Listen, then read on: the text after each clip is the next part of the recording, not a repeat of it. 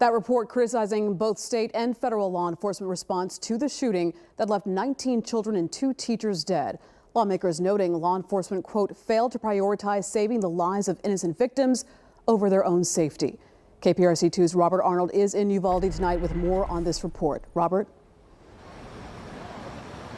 Late this evening, the mayor announced that City of Uvalde Police Lieutenant Mariano Pargas was placed on administrative leave. Pargas was the acting chief on the day of the shooting, and the mayor says he was placed on leave to further evaluate his actions. That announcement came as the House Investigative Committee was releasing the most comprehensive report to date on the police response to the mass shootings at Robb Elementary. The findings further enraged parents who are demanding accountability for the 77 minutes it took to end the rampage.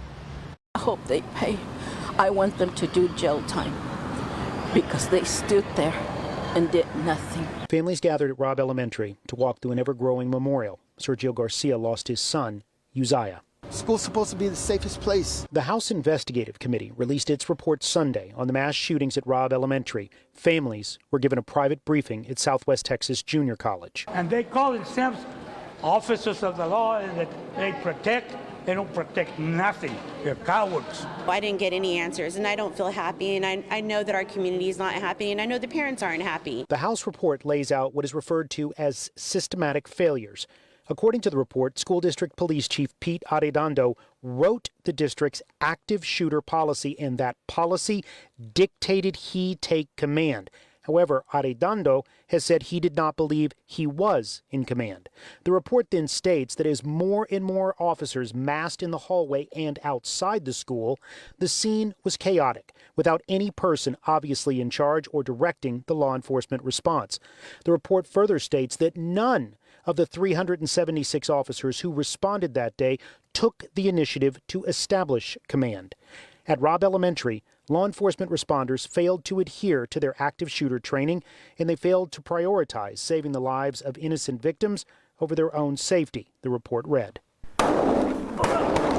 As this report was being released, the city of Uvalde released body camera footage from its officers. Dude, I got shots fired. The video paints an even more chaotic view than what was seen in the school's hallway. It shows the first officers on the scene tried to get to classroom 111, but immediately took fire and then backed out. We gotta get in there. We gotta get in there. He just keeps shooting.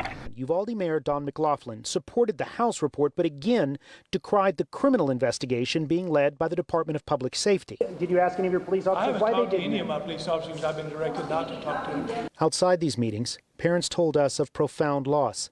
Ivadolia Orta lost her son Rogelio Torres and struggles to explain what happened to her other children. My little one, my baby, she doesn't understand yet. She's 6 years old and she still asks me, when is he coming home? Is my brother coming home? And Sergio Garcia keeps replaying the last tangible memory of his son, a voicemail. Happy birthday, Dad. I love you and I miss you.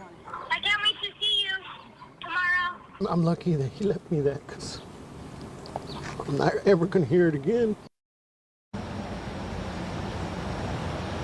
The committee also reported that out of the 142 shots fired inside the school, 100 of those shots were fired before the first police officers arrived. The committee was also critical of school safety policies. They noted that all 3 exterior doors to the west building were unlocked on that day, a violation of school policy. The committee also noted that unlocked exterior and classroom doors were not uncommon. In fact, investigators looked at the lock on the classroom door the shooter used to enter the classroom.